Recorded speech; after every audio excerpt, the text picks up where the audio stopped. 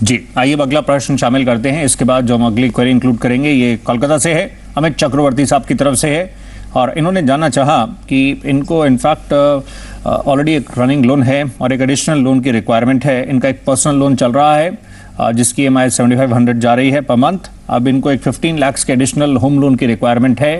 ये जानना चाह रहे हैं क्या ये संभव है, और इन्होंने अपना ईयरली इनकम बताई है 4 लाख की और उसके तहत ये आगे बढ़ना चाह रहे हैं। बलवंत साहब, इनका एक लोन ऑलरेडी है, अगर एडिशनल लेना चाह रहे हैं, इसमें जो पहले लोन है जिसकी रीपेमेंट ये कर रहे हैं, अगर वो स्मूथ है और अगर ये आगे बढ़ें तो आप इनको कैसे बताना चाहेंगे इनकी जो एलिजिबिलिटी 40%, 45% जो इनकी जो सैलरी है उसके अकॉर्डिंगली जो EMIs फॉर्म होंगी, दोनों का क्लब करके ये इसको कैसे लेकर बढ़ें आगे, कैसे आपकी राय रहेगी? क्या इनके लिए मुश्किल होगा जितना ये लोन मतलब देखना चाह रहे हैं?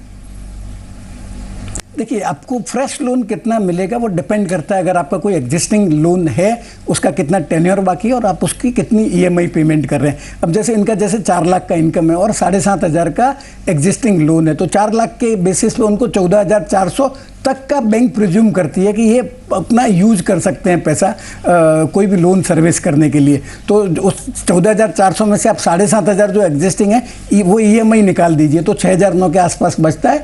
तो उनको मेरे हिसाब से 7.5 लाख तक का जो होम लोन है वो 20 साल के लिए मिल सकता है 10%। तो जैसे इनको 15 लाख का चाहिए तो 15 लाख का नहीं मिलेगा, और चूंकि उनका ये जो एग्जिस्टिंग पर्सनल लोन है उसका इम्पैक्ट है, प्लस इनका जो एग्जिस्टिंग पर्सनल लोन है उसका अगर सर्विसिंग अच्छा है तो ही दूसरा कोई भी लोन मिलेगा। अगर आपका सर्विसिंग में भी कोई लोन में डिफॉल्ट हो गया तो फ्रेश लोन वैसे भी मिलने में मुश्किल हो जाएगी। अगर सर्विसिंग ठीक है और इतना जैसे आपने बताया इनको इतना मिल सकता है, लेकिन जो इनकी रिक्वायरमेंट है यानी अगर उतना ही लेना चाहते हैं तो फिर ये जॉइंटली एक्सप्लोर कर सकते हैं, मतलब किसी के साथ मिलकर लोन लेने पर।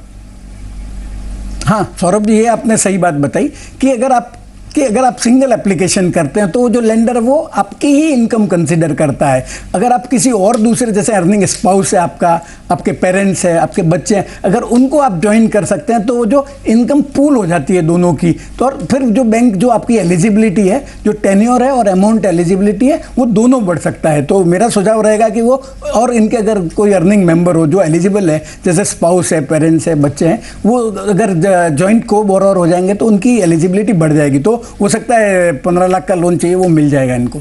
जी, तो इस तरह से आप इस प्रक्रिया को लेकर आगे मूव कर सकते हैं। All the best. अगला प्रश्न पूछ